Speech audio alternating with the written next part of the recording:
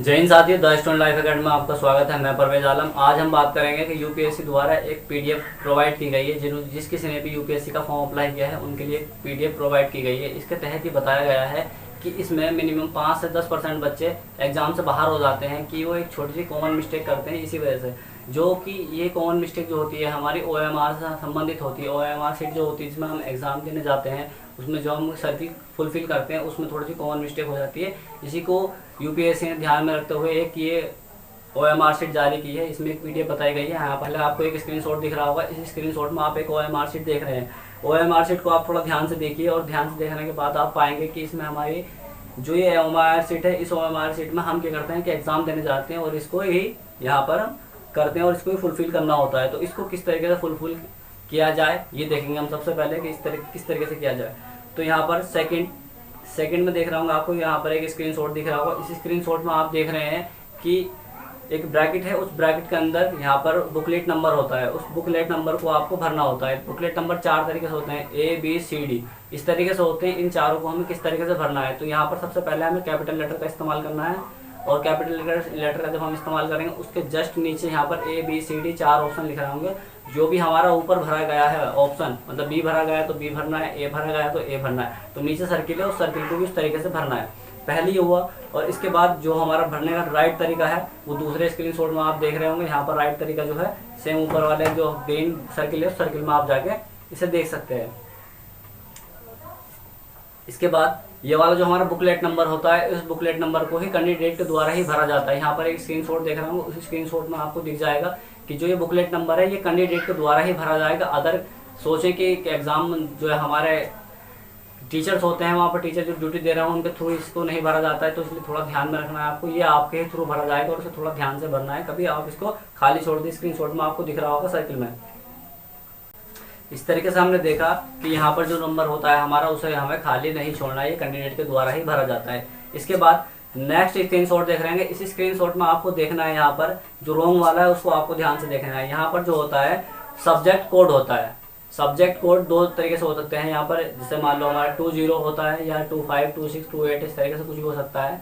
तो इन सबको जो हम भरेंगे तो यहाँ पर सबसे पहले आपको क्या करना है कि जब आपने पहला नंबर डाला, मान लो 0 डाला, तो 0 को पहले ही फुलफिल करना है। मतलब 0 हमने ऊपर डाला तो ऊपर डालने के बाद जस्ट उसके नीचे जो हमारा ब्रैकेट दे रखे, जो सर्किल दे रखे हैं उस सर्किल को तुरंत भर लिया जाए, तभी तो बेटर रहता है। इसके बाद सेकंड नंबर डाला हमने, सेकंड मान लो जैसे 5 डाला तो 5 को नीचे आके तुरंत उसे सर्किल कर दो, उसका गोला सर्किल कंप्लीट कर दो। उसके बाद सेकंड इधर आएंगे, दूसरे सर्किल में देखेंगे। दूसरे सर्किल में थोड़ा सा आप देखेंगे जूम करके, तो वहाँ पर होता है हमारा रोल नंबर। अब इस रोल नंबर में सबसे ज़्यादा मिस्टेक होती है। अगर आपका रोल नंबर ही ठीक नहीं होगा तो एग्जाम में कॉपी किस तरीके से चेक करेगा, वो किस तरीके से आपकी नेट पे कॉपी प्रोवाइड करवाएगा। आप जब रिजल्ट देखते हैं उस रिजल्ट में आपका नंबर नहीं आता तो उसकी कुछ वजह ये भी होती है कि आपका रोल नंबर मिस्टेक हो जाता है। जो सर्किल होते हैं उसमें भी थोड़ी मिस्टेक हो जाती है, तो सर्किल को हमें थोड़ा ध्यान से भरना है। अब इसे भरने का तरीका क्या है, तो इस तरीके से यहाँ पर हमें सेकंड वाले सर्किल को देखना है। सेकंड वाले सर्किल में दे रखा है रोल नंबर, ठीक है। रोल नंबर को आपको ध्यान से भरना है और ध्यान से भरने में सबसे बेटर आपको यही तरीका अपनाना है जिस तरीके से हम बता रहे हैं आपको। सबसे पहले ये होता है यहाँ पर जैसे मान लो 081485445 इस तरीके से दे रखा है। तो यहाँ पर हमें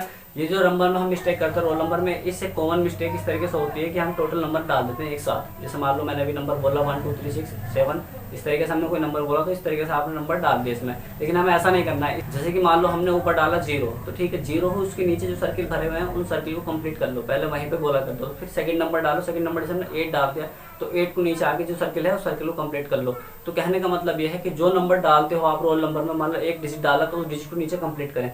सेकंड डिजिट डाला, सेकंड डिजिट को भी आप नीचे कंप्लीट करें। तो इस तरीके से रोल नंबर को फुलफिल करना है तो आपके लिए बेटर रहता है। अगर मान लो हमने पूरा नंबर कंप्लीट आपको डाल दिया एक बार में, जब डालने के बाद उसे हम फुलफिल करते हैं तो उसमें हमारी मिस्टेक होने का ज़्यादा चांस है। और इसमें क्या होता है कि हमने एक ही नंबर भरा तो हमारा फोकस जो रहता है सिर्फ सिंगल नंबर पर रहता है, तो सिंगल नंबर को ही हमें कंप्लीट करना होता है। तो इस तरीके से थोड़ा आपका माइंड सिक्योर हो जाता है। तो इस तरीके से यहाँ पर इसका सेकंड स्क्रीनशॉट देख रहे हैं। सेकंड स्क्रीनशॉट में आपको दिख रहा होगा राइट भरने का तरीका क्या है। जिस तरीके से मैंने बताया वही राइट तरीका है और यहाँ पर आप सेकंड स्क्रीनशॉट में भी देख सकते हैं। स्क्रीनशॉट देख रहे हैं, इस स्क्रीनशॉट में हमको क्या करना है कि यहाँ पर थोड़ा सा ध्यान से देखना है। इसमें करना कुछ नहीं, सिर्फ समझना है थोड़ा सा कि क्या समझना है इसमें। ये देखो कि यहाँ पर ऊपर एक ग्रीनिश वो रेड सर्किल हो रहा है, रेड सर्किल पर आप ध्यान से देखेंगे तो यहाँ पर एक छोटी सी मिस्टेक है। इस मिस्टेक के थ्रू भी कॉपी को चेक नहीं किया जाता है, वो रिजेक्ट कर दिया जाता है। तो इसके अकॉर्डिंग भी ये हो जाता है कि यहाँ पर ऊपर जय श्री राम, ओम नमः शिवाय या अल्लाह मोहम्मद इस तरीके से लिख दिया जाता है। तो ये बिल्कुल नहीं लिखना है। आप एग्जाम देने जा रहे हैं, इससे इस पर कोई राइटिंग करने का आपको कोई अधिकार नहीं है, क्योंकि आपकी कॉपी चेक करने में बहुत ज़्यादा प्रॉब्लम हो जाती है।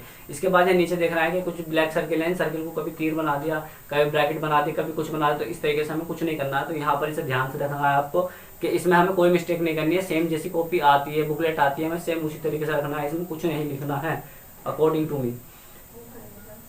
इसके बाद सबसे मोस्ट और सबसे ज़्यादा मोस्ट इन्फॉर्मेशन है कि यहाँ पर एक स्क्रीनशॉट देख रहा है गलत वाला, ठीक है, उस पर कर्ड का निशान लग रहा है, उस निशान में आप देख रहे होंगे।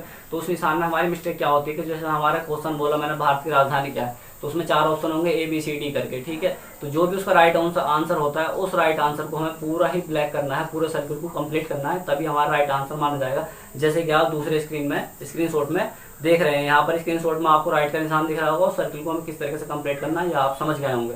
तो इस तरीके से ये कॉमन मिस्टेक की वजह से ही हमारे कम से कम 10 से 5% बच्चे एग्जाम से बाहर हो जाते हैं। उन्हें ये नहीं पता चलता है कि हमने एग्जाम तो दिया, मेहनत तो की, लेकिन हमारा नंबर ही नहीं आया। तो नंबर ना आने की वजह यही होती है कि हमारे पास क्या होती है कि हम बुकलेट में थोड़ी सी समस्या कर देते हैं। ये कॉमन मिस्टेक के अंतर्गत आता है, लेकिन सभी को इसे थोड़ा ध्यान से भरना है कि हम 1-2 साल की मेहनत करके ही एग्जाम देना जाते हैं और उस एग्जाम में हमारा नंबर ना आए तो ये अच्छा नहीं लगता है और माँ बाप के पैसे बर्बाद जाते हैं। इस तरीके से बेटर ये है कि आप पहले इन छोटी छोटी समस्याओं से आगे बढ़ें और इन सब चीज़ों को कंप्लीट करें। इस तरीके से ही आपके लिए बेटर होगा। और जब हम हाई स्कूल में होते थे तो पहले अपने टीचर से या क्लास टीचर से ये पूछ लिया जाता था कि हमें रोल नंबर कहाँ भरना होता है, और इसके बाद हमें नाम लिखना है नहीं लिखना है, सिग्नेचर कहाँ करना है, सब विषय कैसे भरना है, सब चीज़ें हम बचपन में सीखते हैं। तो सेम वही कंडीशन 1 दिन या 5 मिनट 10 मिनट इन चीज़ों को सीख लोगे तो आपकी ज़िंदगी में कभी भी किसी भी एग्जाम में अगर आप सही से एग्जाम देते हैं, मेहनत करते हैं, तो आप एक अच्छे कैंडिडेट हैं, तो आपका 100% सिलेक्शन होगा। आशा करते हैं कि आपको ये वीडियो समझ में आई होगी।